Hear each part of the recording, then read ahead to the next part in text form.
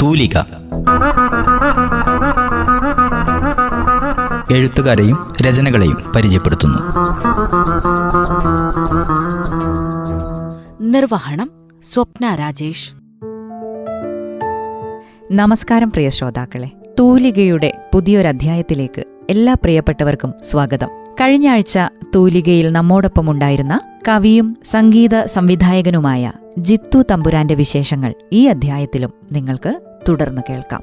ഒരു മാവോയിസ്റ്റ് പ്രേമലേഖനം എന്ന അദ്ദേഹത്തിന്റെ ആദ്യ കവിതാ സമാഹാരത്തിൽ കവിതയ്ക്കൊരു കനൽക്കുറിപ്പായി അദ്ദേഹം കുറിച്ചിടുന്ന വാക്കുകൾ ഇങ്ങനെയാണ്: 1000 ഇരുട്ടുകളോട് മല്ലടിച്ച് ഉജ്ജ്വല തേജസ്സോടെ ഉദിക്കുന്ന അക്ഷരം എന്ന മഹാസത്യത്തെ നമിച്ച് സമുദായങ്ങളാൽ ചങ്ങലക്കിടപ്പെട്ട പാവം ദൈവത്തോട് സഹതപിച്ച് ഉണരാത്തവരെ തട്ടിയുണർത്താൻ അക്ഷരങ്ങളെ പകുത്തുതരുന്ന ഈ വേളയിൽ സവിനയം നിങ്ങളെ ഞാൻ ഓർമ്മിപ്പിക്കുന്നു, എന്റെ കവിതകളെ പ്രസവിക്കുന്നത് വിശന്ന ചില സിംഹങ്ങളാണ്. എന്റെ കവിതകളെ പ്രസവിക്കുന്നത് വിശന്ന ചില സിംഹങ്ങളാണ് എന്ന്. കേൾക്കാം അദ്ദേഹത്തിന്റെ എഴുത്തുവിശേഷങ്ങൾ. ശരിക്കും എഴുതി തുടങ്ങിയത് എപ്പോഴാണ്? എഴുത്തിലേക്ക് കടന്നത് എന്ന് വേണമെങ്കിൽ ചോദിക്കാം. അത് ശരിക്ക് 12ാമത്തെ വയസ്സിൽ അച്ഛൻ്റെ അടി പേടിച്ചിട്ടാ. അച്ഛൻ നന്നായിട്ട് മദ്യപിക്കുന്ന ഒരാളായിരുന്നു. അപ്പോൾ പെട്ടെന്ന് ദേഷ്യം വരും. മദ്യം എന്ന് പറഞ്ഞാൽ രാവിലെ അദ്ദേഹം തുടങ്ങുമായിരുന്നു എന്നുള്ളതാണ് സത്യം. പിന്നെ അതുകൂടാണ്ട് തമ്പുരാൻ ആണ് അച്ഛൻ.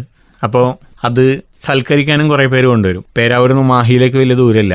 ആര് പോയിട്ട് വരുമ്പോഴും ചുവന്ന സാധനം കൊണ്ടുകൊടുക്കും. അപ്പം അങ്ങനെ ഈ എൻ്റെ 12ാമത്തെ വയസ്സിൽ അച്ഛൻ പറയാണ്, കവിതാരചനാ മത്സരമുണ്ട്, അതിന് പോയിട്ട് നീ പങ്കെടുക്കണം എന്ന് പറഞ്ഞു. അപ്പം ഞാൻ വിചാരിക്കണം എന്താണ് കവിതാരചന എന്ന് പറഞ്ഞാൽ നമ്മൾ എന്തെങ്കിലുമൊക്കെ പഠിച്ചിട്ട് പോയിട്ട് അങ്ങോട്ട് എഴുതിയാൽ മതി, ബൈഹാർട്ട് ചെയ്യാൻ. അപ്പോൾ ചെറുപ്പത്തിൽ തന്നെ നന്നായിട്ട് ബൈഹാർട്ട് ചെയ്യാനുള്ള കഴിവ് കിട്ടിയിട്ടുണ്ട്. നല്ല അടി കിട്ടിയിട്ടാണെങ്കിലും സന്ധ്യാനാമം മൂലം അങ്ങോട്ടാണല്ലോ നമ്മളൊക്കെ തുടങ്ങണത്. അന്ന് ഞാൻ വിചാരിച്ചു തന്നാൽ പിന്നെ വളരെ എളുപ്പത്തിലൊരു സാധനം ബൈഹാർട്ട് ചെയ്യാമെന്ന്. അപ്പോഴാണ് അച്ഛൻ പറയുന്നത്, ബൈഹാർട്ട് ചെയ്യലല്ല, എങ്കിലും നീ കുറച്ച് പഠിച്ചിട്ട് പോ, നല്ലതാണ്, പദത്തിന് നല്ലതാണ്, സമ്പത്തിന് നല്ലതാണ്. അപ്പോൾ ഞാൻ എന്ത് ചെയ്തു, ആദ്യം തന്നെ അന്ന് നോക്കുമ്പോൾ അവിടെ തറവാട്ടിൽ ഒരുപാട് ഈ ഇറങ്ങുന്ന ഓണപ്പതിപ്പ് മുഴുവൻ അവിടെ വരും. അപ്പോൾ അന്ന് ONVയുടെ ജീവന്റെ വൃക്ഷം എന്ന് പറഞ്ഞൊരു കവിതയുണ്ട്, 12ാം വയസ്സിലാട്ടോ. പെട്ടെന്ന് അത് വായിച്ചു, അതങ്ങ് ബൈഹാർട്ട് ചെയ്തു വേഗം. എരിയുന്ന സൂര്യന്റെ കീഴിൽ തണലേറ്റ മരുഭൂവിലേതോ മഹാപ്രവാസത്തിന്റെ അഴൽ പോലെ നീളുമി പാതയിൽ കാതങ്ങൾ അനവധി പിന്നിട്ട് വന്നതെന്തിന്നു നാം, ഇങ്ങനെ തുടങ്ങുന്നു.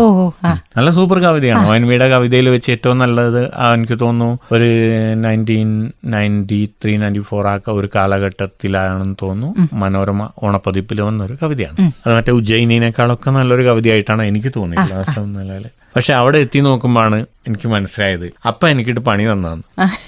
അതായത് സ്വന്തമായിട്ട് തരുന്ന വിഷയത്തിൽ എഴുതണം എന്നുള്ളത്. അവസാനം എങ്ങനെയൊക്കെയോ അവർ തന്ന വിഷയം, പൂവിൽ മധുണ്ണാൻ വരുന്ന വണ്ടത്താൻ, അങ്ങനെ ഒരു വിഷയമായിരുന്നു. എഴുതി വെച്ചു. എഴുതി വെക്കുമ്പോൾ ഞാൻ നോക്കുമ്പോൾ എന്നെക്കാളും വലിയ ചേട്ടന്മാരും ചേച്ചിമാരൊക്കെ ഉണ്ട്, കണ്ണടയൊക്കെ വെച്ച ബുദ്ധിജീവികളുടെ വലിയ പൊട്ടൊക്കെ ഇട്ട് മുടിയൊക്കെ മെടഞ്ഞിങ്ങനെ ഇട്ട് പാവാടയും ബ്ലൗസൊക്കെ ഇട്ടിട്ടുള്ള ചേച്ചിമാർ. അന്നത്തെ ഒരു ഫാഷൻ അറിയാലോ. അവർ കവയിത്രികളാണ്, കട്ടിക്കണ്ണടയൊക്കെ ഇട്ടിട്ട്. ലാസ്റ്റ് ഒരു 2 ആഴ്ച കഴിഞ്ഞപ്പോൾ അവിടെ നിന്ന് ടീച്ചർ വിളിപ്പിച്ചു. എന്നിട്ട് പറഞ്ഞ്, നിന്നെ ഹെഡ് മാസ്റ്റർ കാണണം എന്ന് പറഞ്ഞു. പേടിച്ച് വിറച്ച് അവിടെ ചെന്ന് നോക്കുമ്പോൾ മാഷ് തോളത്ത് തട്ടിയിട്ട് പറയാണ്, നിനക്ക് ഫസ്റ്റ് ഉണ്ട്. അങ്ങനെയാണ് എഴുത്ത് തുടങ്ങിയതല്ലേ ആ ഒരു സമയത്ത്. ഏതാണ്ട് 30-ലേറെ സംഗീത ആൽബങ്ങൾ ചെയ്തിട്ടുണ്ട് എന്ന് എനിക്കറിയാം. അതിന്റെ ഒരു എക്സ്പീരിയൻസ് ഒന്ന് ഷെയർ ചെയ്യാമോ? റിനൈസൻസ് ലൈബ്രറിയിൽ ഏകദേശം ഒരു സന്ധ്യ നേരത്തെ ഇങ്ങനെ ഇരിക്കുമ്പോഴാണ് യുക്തിവാദി സംഘത്തിന്റെ അന്നത്തെയും ഇന്നത്തെയും ജില്ലാ കമ്മിറ്റി അംഗമായിട്ടുള്ള ഒരാൾ സാജിഷ് ചേട്ടൻ എന്നോട് പറയാണ്, നക്സൽ വർഗീസിന്റെ കഥ സീരിയലാവുന്നു. ഐസക് മാനന്തവാടി എന്നു പേരുള്ള ഒരാളാണ് അതിന്റെ ഡയറക്ടർ. അതിന്റെ ടൈറ്റിൽ സോങ് മധു മ്യൂസിക് ചെയ്യും, നീ അത് വരികൾ എഴുതണം എന്ന് പറഞ്ഞു. അപ്പൊ വർഗീസിന്റെ കഥ എന്താണെന്ന് അറിയാമല്ലോ. അങ്ങനെയാണ് ആദ്യമായിട്ട് എഴുതി കൊടുക്കുന്നത്. മധുവേട്ടന ജീവിതത്തിൽ ആദ്യമായിട്ടൊരു വായ്ത്താരി ഇങ്ങനെ വാടിത്തരണം, തരരാരാരാരാ എന്നുള്ള രീതിയിൽ. എന്താ പറയാ, ദൈവം സഹായിച്ച് ആദ്യത്തെ തവണ തന്നെ അത് ട്രാക്കിൽ കുടുങ്ങി. ആദ്യത്തെ വരികൾ തന്നെ നല്ല ഭംഗിയായിട്ട് പുറത്തോട്ട് വന്നു. അത് കഴിഞ്ഞിട്ടാണ് പിന്നെ മധുവേട്ടൻ തരുന്നത് വലിയൊരു ടാസ്കാ. മാനന്തവാടി വടേരിയിലെ അതിന്റെ ആൽബം 10 പാട്ടുകളുടെ ഓഡിയോ, ഈ 10നും വരി എഴുതണം എന്ന് പറഞ്ഞു. അപ്പം എന്നോട് പറഞ്ഞ്, നീ വടേരി അമ്പലത്തിൽ പോയിക്കോ, പടിക്കെട്ടിലിരുന്നോ, എഴുതിക്കോ. പിന്നെ മ്യൂസിക് ചെയ്യാൻ തുടങ്ങുന്നത് ഗത്യന്തരമില്ലാണ്ട്. അതായത് ചില ആൾക്കാർ വന്നിട്ട് പറയാണ്, നീ തന്നെ ചെയ്യണം, മ്യൂസിക് ചെയ്യണം, ഞങ്ങൾക്കതാണ് ആവശ്യം, അല്ലെങ്കിൽ നിനക്ക് വർക്കില്ല എന്ന് പറയുമ്പോൾ അങ്ങനെ തുടങ്ങിയതാണ്. എന്തായാലും സംഗീതത്തെ പറ്റിയാണ് ഇപ്പം കുറച്ചു നേരമായിട്ട് നമ്മൾ സംസാരിക്കുന്നത്. സിനിമയിൽ ചെയ്തിട്ടുണ്ടോ? എങ്ങനെയാണ്? ഒരു സിനിമ ടേക്ക് ഇറ്റ് ഈസി എന്നാണ് സിനിമയുടെ പേര്, ഉജ്ജയിനി പ്രൊഡക്ഷൻസ്.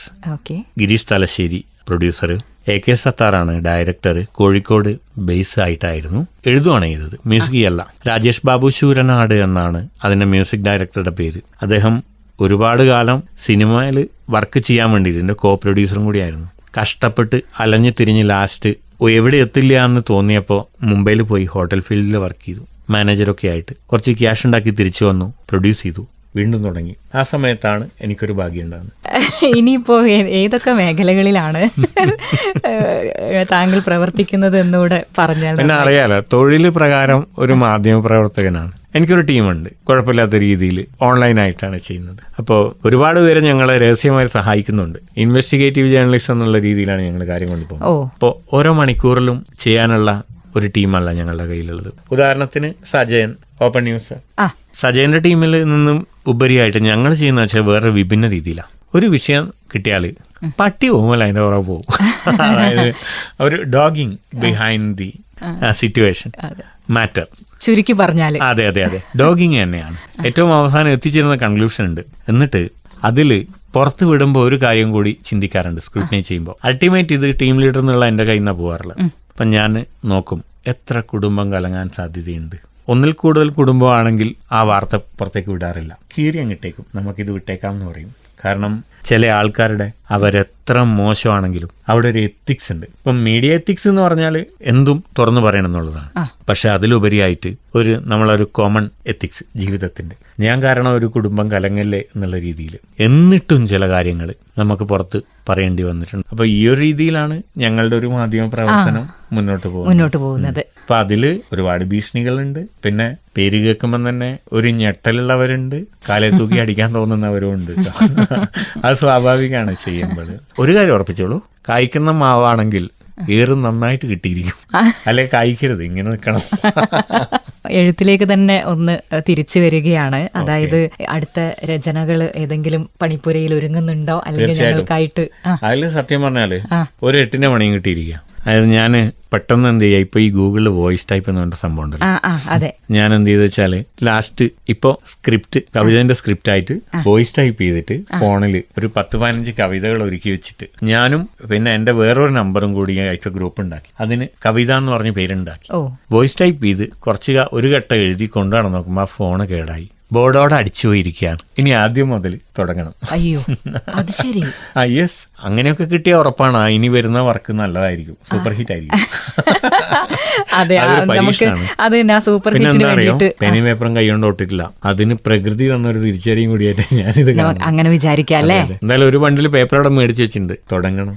ഒന്നും കൂടി ആദ്യം എഴുതിയതിനേക്കാളും കുറച്ചുകൂടി നല്ലതും സാധാരണക്കാർക്ക് ഒന്നുകൂടി മനസ്സിലാവുന്നതുമായിട്ടുള്ള കവിതകളിലേക്ക് പോകണമെന്നൊരു ആഗ്രഹമുണ്ട്. രചന എന്താണ് ഉടനെ തന്നെ പുറത്തിറങ്ങട്ടെ വായനക്കാരിലേക്ക്. റേഡിയോ മാറ്റുലിയുടെ ആശംസകൾ കൂടെ അറിയിക്കുകയാണ്. തീർച്ചയായിട്ടും. അതിനുവേണ്ടി ഒരു കവിത കൂടി ഞങ്ങൾക്ക് വേണ്ടിയിട്ട്, അല്ലെങ്കിൽ നമ്മുടെ ശ്രോതാക്കൾക്ക് വേണ്ടിയിട്ട് ചൊല്ലു. കവിതയുടെ പേര് അപ്പൂപ്പൻ താടി എന്നാണ്. ഇത് പ്രണയ കവിതന്റെ ഗണത്തിലാണ് ഞാൻ പെടുത്തിയിട്ടുള്ളത്. ഇപ്പൊ കേൾക്കണക്ക് എന്ത് തോന്നുന്നു അറിയില്ല കേട്ടോ, അങ്ങനെ വിഷയം കൂടി ഉണ്ട്. അപ്പൊ ഇത് സമർപ്പിക്കുന്നത് പ്രണയം മനസ്സിലുള്ള എല്ലാവർക്കും വേണ്ടിയിട്ടാണ്. സ്നേഹിച്ചു നീ എന്നെ കൊല്ലുന്ന നേരത്ത് ഞാൻ നിനക്കെൻ്റെ ഹൃദയം തരും. സ്നേഹിച്ചു നീ എന്നെ കൊല്ലുന്ന നേരത്ത് ഞാൻ നിനക്കെൻ്റെ ഹൃദയം തരും. സ്വപ്നത്തിൽ നാം കണ്ടൊരുണ്ണിയെയുറക്കുവാൻ പഞ്ഞിത്തുടുപ്പുള്ള തൊട്ടിൽ തരും. കാഞ്ഞിര കൈപ്പുള്ള ദുഃഖങ്ങളൊക്കെയും കാച്ചിക്കുറുക്കി നാം പങ്കുവയ്ക്കും. നിന്നോടെനിക്കുള്ളതെന്തെന്നറിയുവാൻ ഞാൻ നിന്റെ ചെപ്പ് തുറന്നു നോക്കും. രോമഹർഷത്തിൻ്റെ കൈത്തോടൊഴുക്കിൽ നാം മീൻ പിടിക്കുന്ന കുരുന്നുമക്കൾ. നീ എൻ്റെ കണ്ണിൻ പുറങ്കടലിൽ തിമിംഗല വേട്ടയാടുന്ന മുക്കുവത്തി. വണ്ടായി ശലഭമായി തുമ്പിയായി വന്നു ഞാൻ പൂവായി നീ നിന്ന സന്ധ്യകളിൽ മഞ്ഞായി തണുത്തിട്ടു കെട്ടിപ്പിടിച്ചു നാം നീല പൊഴിക്കുന്ന ശിശിരങ്ങളിൽ. സങ്കടം പെയ്യുന്ന മേടമേഘങ്ങളായി നമ്മൾ പരസ്പരം നോക്കി നിൽക്കും. ചെങ്കനലൂതുന്നൊരമ്മയായി ആകാശം പൊൻകതിർ തെങ്കാശി പട്ടുടുക്കും. നാം രണ്ടനാഥ പശുക്കളായി മേയുന്ന കൂരിരുൾ പുല്ലിനെ പങ്കുവെക്കാൻ ആരും വരികയില്ലെന്നാലും അത്താഴ പട്ടിണിക്കാരെ നാം കാത്തിരിക്കും. നീലിച്ചു പോയ ചുരുളൻ മുടി തോർത്തി വീടിൻ പുകക്കുഴൽ പാട്ടുപാടും. ദേവദാരു പൂ പെറുക്കുന്ന കുട്ടിയായി ദേഹം നനച്ചു പ്രണയം വരും. കാറ്റിൻ്റെ ചൂരുള്ള നിന്റെ നിശ്വാസത്തിൽ ആത്മഹത്യക്കായി ഞാൻ കൊതിക്കും. ആകെയുലഞ്ഞ കടമ്പിൻ്റെ കുട്ടികൾ താരും തളിരും വിടർത്തി നിൽക്കും. നമ്മൾക്കൊരിക്കലും പിരിയുവാനാകില്ല മണ്ണിൽ നിലാവുള്ള നാളോളവും. നമ്മൾ പരസ്പരം നഷ്ടപ്പെടുത്തിയ തെമ്മാടിയായ ഹിമകണങ്ങൾ. നീ വഴിയോരത്ത് നിൽക്കുന്നതും കാത്ത് ഞാനിലത്തുമ്പത്തൊളിച്ചിരിക്കും. നീ പോലും അറിയാതെ നിന്നെ നനച്ചു ഞാൻ മോഹിച്ച കസ്തൂരി കട്ടെടുക്കും. നീ വഴിയോരത്ത് നിൽക്കുന്നതും കാത്ത് ഞാനിലത്തുമ്പത്തൊളിച്ചിരിക്കും. നീ പോലും അറിയാതെ നിന്നെ നനച്ചു ഞാൻ മോഹിച്ച കസ്തൂരി കട്ടെടുക്കും. സ്നേഹിച്ചു നീ എന്നെ കൊല്ലുന്ന നേരത്ത് ഞാൻ നിനക്കെൻ്റെ ഹൃദയം തരും. എന്തായാലും തൂലികയിൽ അതിഥിയായി എത്തിയതിലുള്ള അതിയായ സന്തോഷം അറിയിക്കുകയാണ്. അതുപോലെ തന്നെ കവിതകളിൽ, എഴുത്തിലും സംഗീതത്തിലുമൊക്കെ ഇനിയും ഒരുപാട് ദൂരം സഞ്ചരിക്കാൻ കഴിയട്ടെ എന്ന് ആത്മാർത്ഥമായിട്ട് ആശംസിക്കുന്നു. തീർച്ചയായിട്ടും. ഒരിക്കൽ കൂടി മാറ്റോലി എനിക്ക് ഒരുപാട് ഫ്രണ്ട്സിനെ തന്നിട്ടുണ്ട്. ഒരാളുടെ പേരെടുത്ത് പറഞ്ഞാൽ എല്ലാവർക്കും ദേഷ്യം വരും. അതുകൊണ്ട് എല്ലാവരും ഒന്നിച്ചൊന്ന് കെട്ടിപ്പിടിക്കുകയാണേ. Thank you. God bless you. എല്ലാവർക്കും ദീർഘായുസ് ഉണ്ടാവട്ടെ. ബൈ. ശ്രോതാക്കൾ ഇത്രയും നേരം കേട്ടത് കവിയും സംഗീത സംവിധായകനും സാമൂഹിക സാംസ്കാരിക പ്രവർത്തകനുമായ ജിത്തു തമ്പുരാനുമായുള്ള അഭിമുഖമാണ്. തൂലികയുടെ ഈ അധ്യായം ഇവിടെ അവസാനിക്കുകയാണ്. അടുത്ത അധ്യായത്തിൽ പുതിയൊരു അതിഥിയുമായി നമുക്ക് വീണ്ടും കണ്ടുമുട്ടാം. എല്ലാ പ്രിയപ്പെട്ടവർക്കും നന്ദി, സ്നേഹം.